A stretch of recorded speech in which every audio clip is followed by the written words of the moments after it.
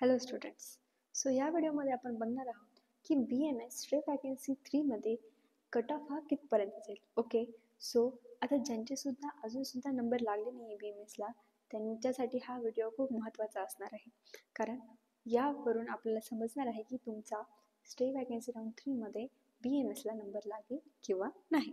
Okay, so बघा, या चार्टमध्ये मी दिलेला आहे की स्टे वॅकन्सी राऊंड 2 याचा क्लोजिंग रँक आणि त्याच्यानंतर आपण त्यावरून एक्सपेक्टेड कट ऑफ हा काढलेला आहे. ओके, इथं ऑल इंडिया रँकसुद्धा आहे आणि मार्क्ससुद्धा एक्सपेक्टेड दिलेले आहे. ओके, आणि हे क्लोजिंग कट ऑफ आहेत कॅटेगरी वाईज. ओके, सो बघा, सर्वात पहिले आहे ओपन कॅटेगरी. तर ओपन कॅटेगरीचा बघा, स्टे वॅकन्सी राऊंड 2चा कट ऑफ ऑल इंडिया रँकचा काय होता? 4,47,603. ओके, तर बघा आता expected cut off stay vacancy 3चा काय असू शकतो? तो असू शकतो 4,83,700 हा ऑल इंडिया रँक असू शकतो. ओके, आणि त्याचे मार्क्स हे असू शकतात ॲप्रॉक्सिमेटली 349. सो हे ॲप्रॉक्स मार्क्स आहेत. आपण बघू शकतो की रँक आणि मार्क्समध्ये हे डिफरन्स हा येणार आहे थोडा.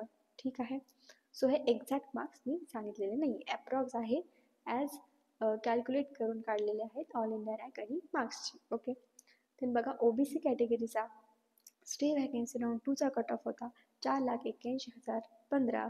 तर expected cut off stay vacancy 3चा असू शकतो 4,91,012. ठीक आहे, आणि त्याचे मार्क्स असू शकतात 345. सो बघा, तुमचे जर मार्क्स याच्यात जवळ असतील, याच्यात जास्त असतील, तर तुमचा नंबर स्टे वॅकन्सी राऊंड 3 मध्ये लागण्याचेही 100% चान्सेस आहेत. ओके, देन आहे NTB कॅटेगरीसाठी स्टे वॅकन्सी राऊंड 2चा कट ऑफ होता 4,42,539. त्यानंतर एक्सपेक्टेड कट ऑफ असू शकतो त्याचा 4,52,201 हा असणार आहे. सो त्याचे मार्क्स असणार आहेत 365 नीटचे मार्क्स. ओके, त्यानंतर आहे NTC कॅटेगरीसाठी बघा, आपला क्लोजिंग रँक होता स्टे वॅकन्सी 2चा 4,51,558. तर त्याचा एक्सपेक्टेड कट ऑफ असू शकतो 4,61,500. त्यानंतर त्याचे मार्क्स असणार आहेत 360 पर्यंत. ओके, याच्या मागे पुढे मार्क्स होऊ शकतात, 1-2 मार्क्सचा फक्त डिफरन्स येणार नाही, 1 किंवा 2 मार्क्सचा कमी जास्त, त्याच्याहून जास्त ड्रास्टिक चेंज इथे होणार नाही. त्यानंतर आहे NTD कॅटेगरीसाठी बघा, स्ट्रेट वॅकन्सी 2चा कट ऑफ होता 4,77,463. तर त्याचा expected cut of straight vacancy 3 मध्ये असू शकतो 4,83,520 एवढा. ओके, सो बघा, त्याचे मार्क्स असू शकतात 349 एवढे. ओके, त्यानंतर आहे SEBC कॅटेगरीसाठी क्लोजिंग रँक होता 4,97,012. ओके, खूप जास्त गेलेला आहे, कमी गेलेला आहे. देन बघा, त्याचा एक्सपेक्टेड असू शकतो 5,05,010 पर्यंत. ओके, सो त्याचे मार्क्स असू शकतात 320 SEBC कॅटेगरीसाठी. त्यानंतर आहे VJA कॅटेगरीसाठी बघा, कट ऑफ 4,67,008 हा होता. त्यानंतर स्टे वॅकन्सी 2 मध्ये त्याचा असू शकतो 4,76,008 ऑल इंडिया रँक आणि मार्क्स 358 पर्यंत असू शकतो. त्यानंतर आहे SC कॅटेगरीसाठी बघा, 4,85,109 हा कट ऑफ होता. त्याचा कट ऑफ जाऊ शकतो 4,95,000 पर्यंत.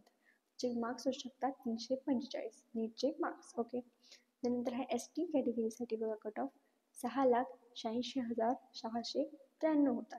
तर एक्सपेक्टेड कट ऑफ असू शकतो स्टे वॅकन्सी 3चा 6,92,000 एवढा. ओके, then त्याचे मार्क्स होऊ शकतात 220. सो STचा हा खूप कमी कट ऑफ केलेला आहे. ओके, सो हे मार्क्स कम्पेअर केलेले आहेत स्टुडंटचे आणि रँकचे.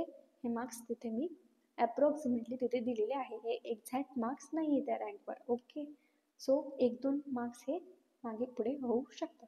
ओके, जर तुमचा बघा आता मार्क्स एवढे जवळ असले किंवा रँक एवढा जवळ असला, तर तुमचा स्टे वॅकन्सी 3ला 100% नंबर लागू शकतो. आता ह्याच्यामध्ये एक्सेप्शन काय आहे, तर NTB कॅटेगरीसाठी आणि NTD कॅटेगरीसाठी.